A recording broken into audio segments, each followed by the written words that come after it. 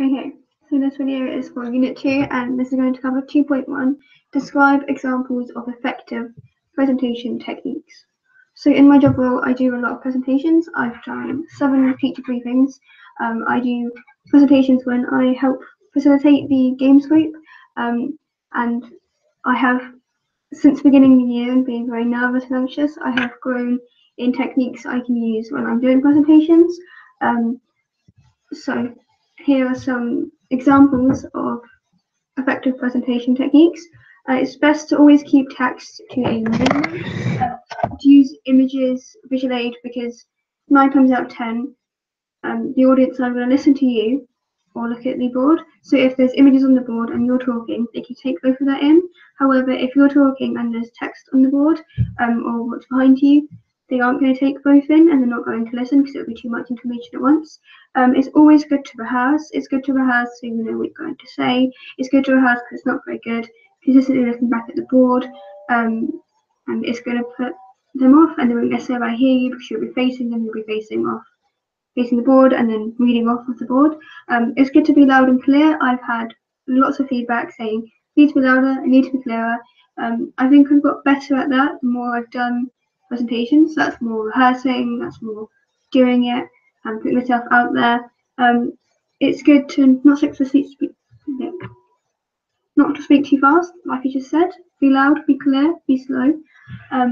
Don't stick to the speaker's notes. If you, like I said, if you just read off speaker's notes, read what's on the board, read what's in the presentation, they're not going to pay attention. The audience are going to get bored, distracted. It's good to tell stories, it's good to tell anecdotes, it's good to keep them interested by doing different things, by getting them involved, calling them out, hands up if you've done this, hands up if you want VR in your classroom. Use a presentation to show the pictures. If you want to say, look, we use virtual reality in travel and tourism, then have it up. If you want pictures to explain what we're talking about, explain your stories. Beforehand, you can always film yourself during the presentation. Therefore, you can then go back and say, oh, I moved my hands around too much then, or I stuttered then. I need to learn that bit. I need to come out and speak more. I need to speak louder. I need to speak clearer. I need to project my voice.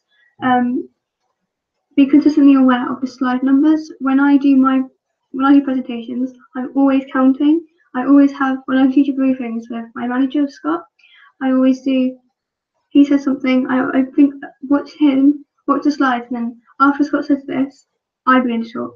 And that's how I count the slides. And that way I know what's coming and what's gone and what I can expect to say and what I need to get ready to say. That helps me because I'm very nervous when it comes to presenting, so I like to have everything consistent, and so I like to know when each slide is. Make sure before you go into a presentation, when you're actually a presentation, make sure everything works. Make sure technology works, make sure the presentation works, make sure Chrome works, make sure everything is up and running. And if it's not, sometimes we've had where technology does fail you sometimes, it doesn't always connect. Always have a backup plan, whether that's another laptop with HDMI or